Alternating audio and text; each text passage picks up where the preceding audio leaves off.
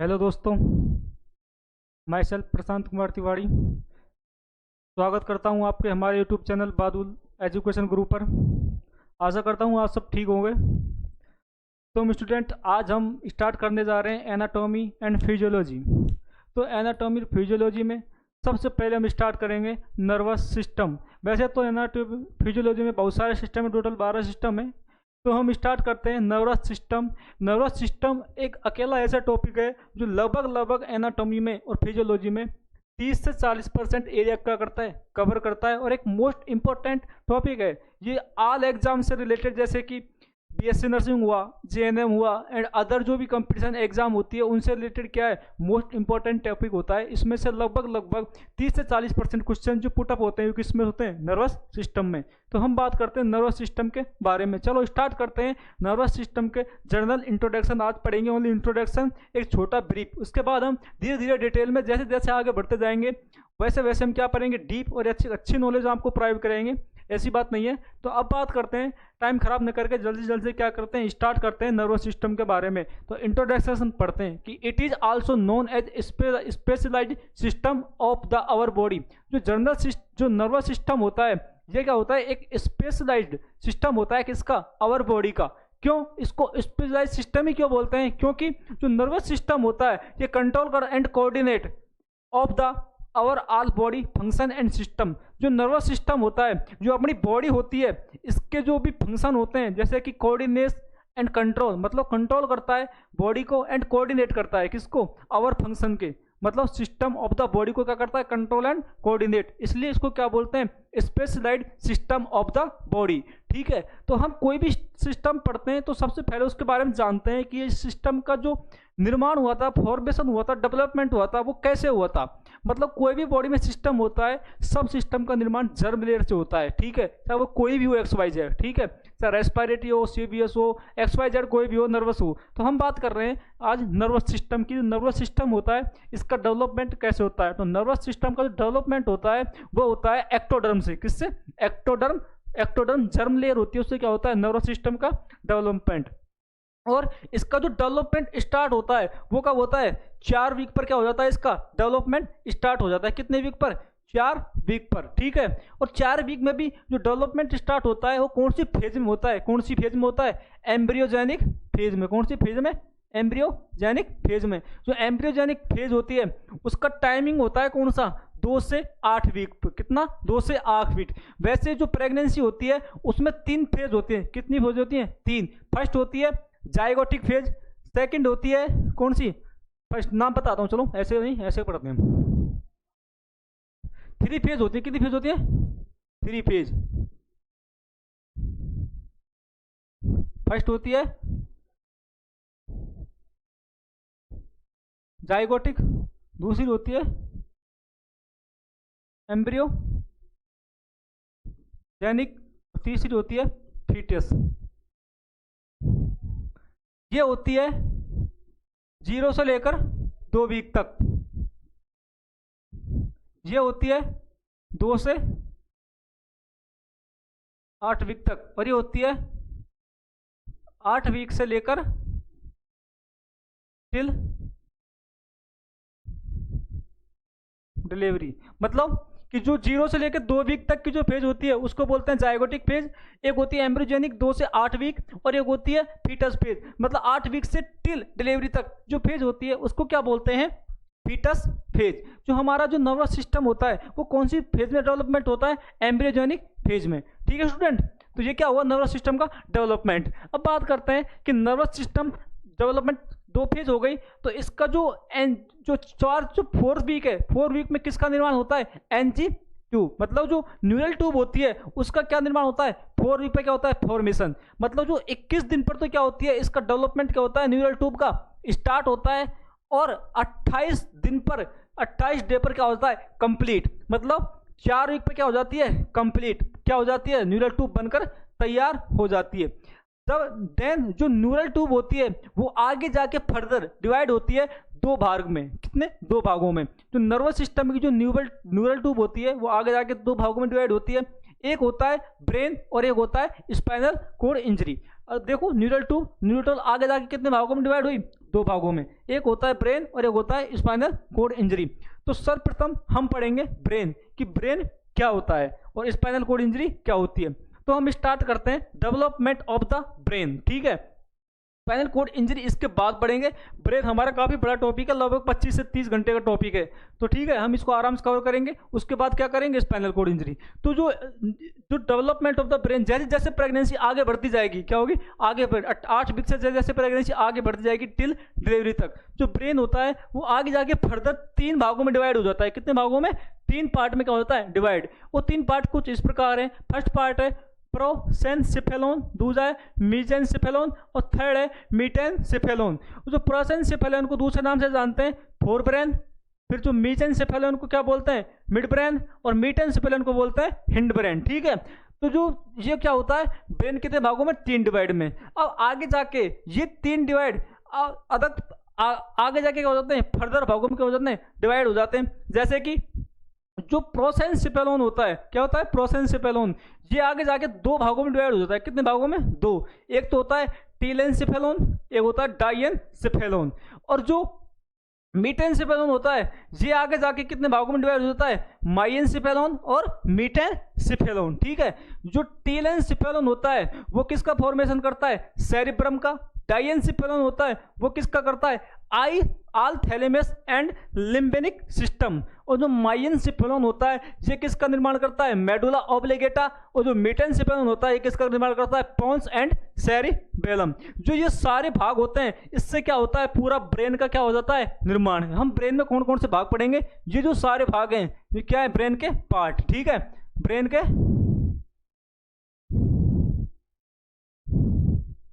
Part. तो हम क्या करेंगे, धीरे मतलब हम आगे जाके जो इस पार्ट है इनका क्या करेंगे, डीप स्टडी करेंगे, ठीक है। तो हम अब तो क्या करते हैं, शॉर्ट में इनके फंक्शन के बारे में बताते हैं कि जो सेरिब्रम उसका फंक्शन क्या होता है, और जो अपने लिम्बेनिक सिस्टम होता है उसके फंक्शन क्या होते हैं, मेडुला ऑब्लिगेटा, पोन्स, सेरिब्रम। तो हम बात करते हैं किसका, सेरिब्रम का। फर्स्ट बात करते हैं सेरिब्रम। सेरिब्रम का फॉर्मेशन डेवलपमेंट कहाँ से होता है, टेलेंसिफेलोन। कौन सा, टेलेंसिफेलोन। जो टेलेंसिफेलोन से किसका निर्माण होता है, सेरिब्रम का। तो ये किसके लिए रिस्पॉन्सिबल होता है, it is the largest part of the brain. जो ब्रेन होता है उसका लार्जेस्ट पार्ट होता है सेरिब्रम।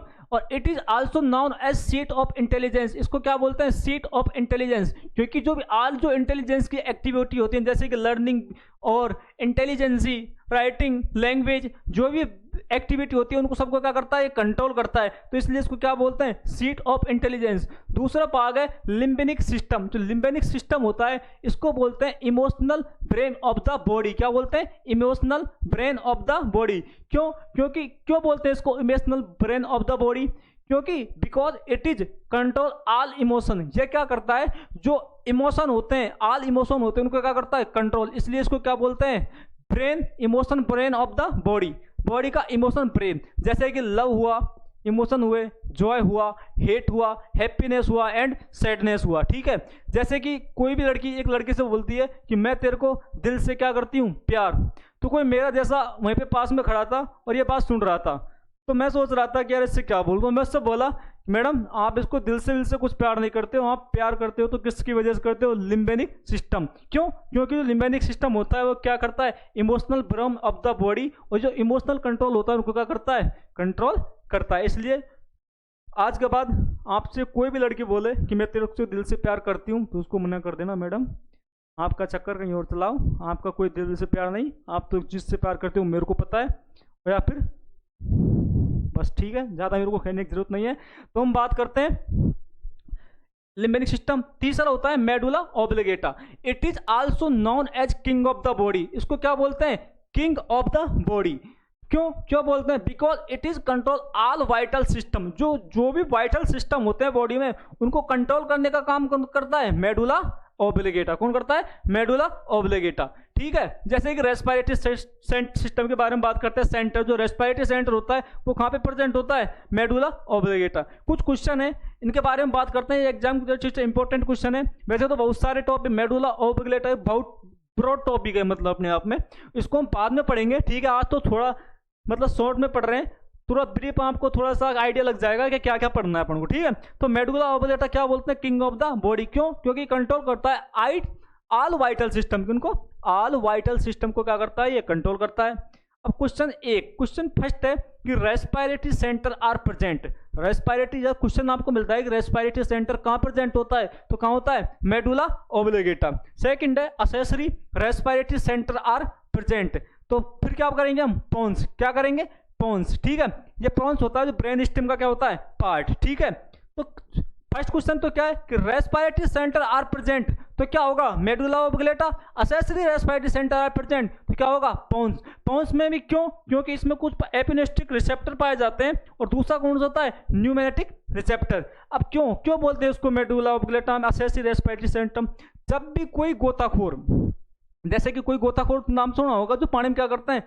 गोता लगाते हैं। तो वो गोता लगाने से पहले आप भी स्विमिंग पूल वगैरह में नहाए होंगे कभी, तो पानी में जाने से पहले से लंबी सांस लेते हो, ठीक है।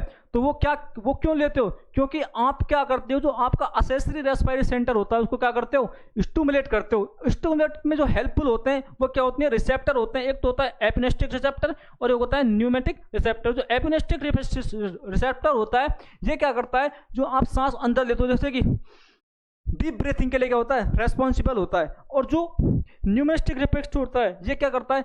जो एयर है उसको क्या कर एक्सेल आउट करने में क्या होता है? हेल्पफुल होता है।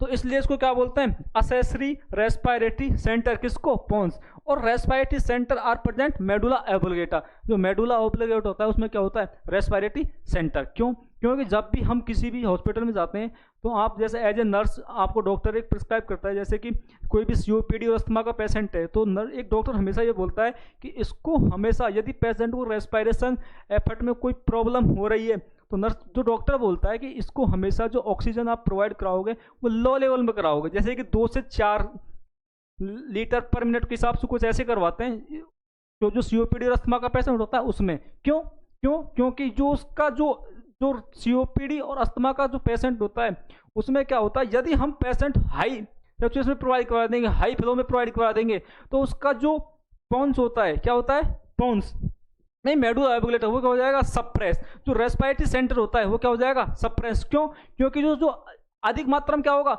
CO2 होगी। CO2 क्या निकलेगी? बाहर, और O2 क्या जाएगी? अंदर। और जो रेस्पिरेटरी सेंटर होता है वो किस पे डिपेंड होता है? स्टिमुलेशन के लिए कार्बन डाइऑक्साइड पे। जब कार्बन डाइऑक्साइड होगी कुछ मात्रा में तो पेशेंट क्या करेगा? खुद का रेस्पिरेटरी एफर्ट क्या करेगा? लगाएगा, जिसकी वजह से क्या होगा? उसका रेस्पिरेटरी जो सेंटर होता है वो क्या होगा? स्टिमुलेट होगा और पेशेंट पे रेस्पिरेशन की क्या होगी? प्रोसेस कंडक्ट होगी, ठीक है। तो इसलिए इसको क्या बोलते हैं? मेडुला ऑब्लिगेटा क्या बोलते हैं? Respiratory centre. और पोन्स को क्या बोलते हैं? Accessory respiratory centre of the body. Third है मैक्चुरेशन सेंटर आर प्रेजेंट। और फर्स्ट क्वेश्चन है मैक्चुरेशन सेंटर आर प्रेजेंट, दूसरा है micturition reflex centre are present, ठीक है। नाम क्या है? मैक्चुरेशन नाम तो आपने सुना होगा कि मैक्चुरेशन बोलते किसे? जब भी हम यूरिन पास आउट करते हैं तो उस प्रोसेस को क्या बोलते हैं? मैक्चुरेशन। और इस मैक्चुरेशन में कैसे होती है, क्या होता है, देखते हैं। जो मैक्चुरेशन सेंटर होता है वो कहाँ पे प्रेजेंट होता है? पोन्स में। और जो मैक्चुरेशन रिफ्लेक्स सेंटर होता है वो कहाँ पे होता है? सैक्रल रीजन में। आपने सैक्रल पढ़ा होगा, जैसे सर्वाइकल, थोरेसिक, लंबर और कोक्सियल और सैक्रल, ठीक है। ये क्या होते हैं? रीजन होते हैं। टोटल स्पाइनल नर्व होती है 30 पेयर, ठीक है। 812 551 की जो सर का C8 T12 L5 S5 और C1, ये क्या होती है? टोटल स्पाइनल नर्व कितनी होती है? 31। तो ठीक है, जो मैक्चुरेशन रिफ्लेक्स सेंटर तो कहाँ पे प्रेजेंट होता है? सैक्रल रीजन में। और जो मैक्चुरेशन सेंटर आर प्रेजेंट कहाँ पे होता है? किसमें? पोन्स में, ठीक है। यदि इसमें पूछे कि सैक्रल रीजन में कहां पे प्रेजेंट होता है, कौन सा मैक्चुरेशन रिफ्लेक्स सेंटर कहां पे प्रेजेंट होता है, तो वो होता है S2 और S4 पर। कौन सी? S2 और S4 और S3 और S4। यदि क्वेश्चन में दोनों मिल जाएं, क्या दोनों S2 और S4 और S3 S4, तो हम फर्स्ट प्रायोरिटी किसको देंगे? किसको? S2 और S4, ठीक है। अब बात करते हैं कि जो मैक्चुरेशन जो रिफ्लेक्स सेंटर जो रिफ्लेक्स होते हैं कब जनरेट होते हैं। अपने जैसे कि नॉर्मल जो यूरिनरी ब्लैडर होता है उसकी कैपेसिटी होती है 1 लीटर। क्या होती है? 1 लीटर। मतलब हम इसमें 1 लीटर तक क्या कर सकते हैं? यूरिन क्या कर सकते हैं? एक्यूमुलेट कर सकते हैं, मतलब कलेक्ट कर सकते हैं, ठीक है। अर्जेंसी कब होती है? 500 से 600 ml, ठीक है। और मैक्चुरेशन रिफ्लेक्स आर जनरेट, और जो मैक्चुरेशन रिफ्लेक्स जनरेट कब होने लग जाते हैं, जब यूरिनरी ब्लैडर में यूरिन की मात्रा 250 से मतलब 250 से 300 ml क्या हो जाती है, एक्यूमुलेट हो जाता है यूरिन। तो हमें क्या रिफ्लेक्स क्या होने लगता है, जनरेट, क्या होने लगता है, जनरेट। जैसे कि आप क्लास में बैठे हो, आपने पानी वानी क्या किया, आराम से पिया, और क्लास में बैठे आपको 2-3 घंटे उससे ज़्यादा हो गए, तो आपको क्या होगा, धीरे धीरे जो यूरिन है उसकी कैपेसिटी यूरिनरी ब्लैडर में क्या होगी, बढ़ने लग जाएगी, जिसकी वजह से जब तक 250 से 300 ml यूरिन क्या हो जाएगा, कलेक्ट, तो आपको क्या होगा, रिफ्लेक्स जनरेट होंगे। आप टीचर से बोलोगे सर पास आउट कराऊं, टीचर बोलेगा नहीं बैठ जाओगे।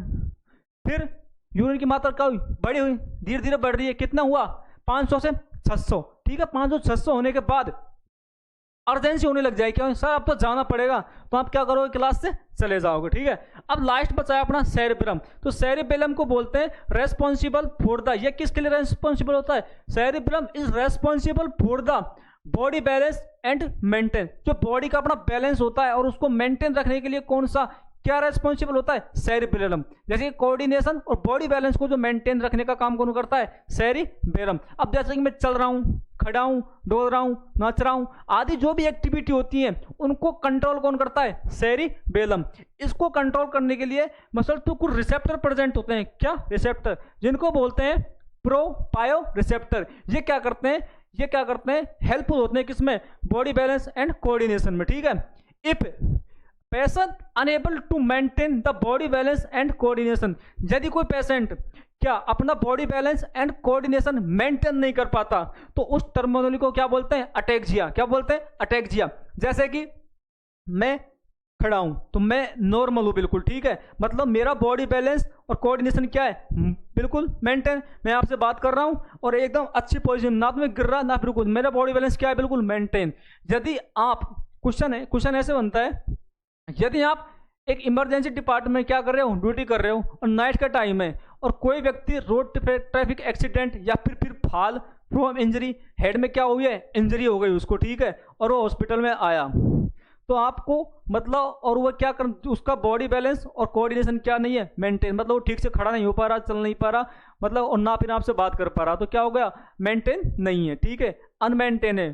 तो आप एक नर्स कौन सा टेस्ट असेस करोगे जिससे ये पता चले कि इसका बॉडी बैलेंस और कोऑर्डिनेशन क्या नहीं है, मेंटेन, अर्थात इसके सेरिब्रम में क्या है, इंजरी। तो उसके लिए एक टेस्ट असेस किया जाता है जिसको बोलते हैं रोमबर्ग टेस्ट। क्या, रोमबर्ग टेस्ट। और इसमें भी क्या असेस करते हैं, सेंसरी इक्विलिब्रियम। क्या, सेंसरी इक्विलिब्रियम।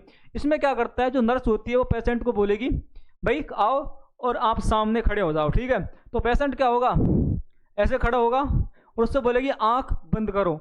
तो जैसे पेशेंट की हम आंख बंद करवाएंगे तो पेशेंट धड़ाम नीचे, क्या, नीचे गिर हो जाए, क्या, उसका सेंसरी इक्विलिब्रियम क्या नहीं हुआ, मेंटेन नहीं हुआ, अर्थात उसका कोऑर्डिनेशन और बॉडी बैलेंस क्या नहीं है, मेंटेन। पेशेंट क्या होगा, सडन फॉल हो जाएगा, गिर जाएगा।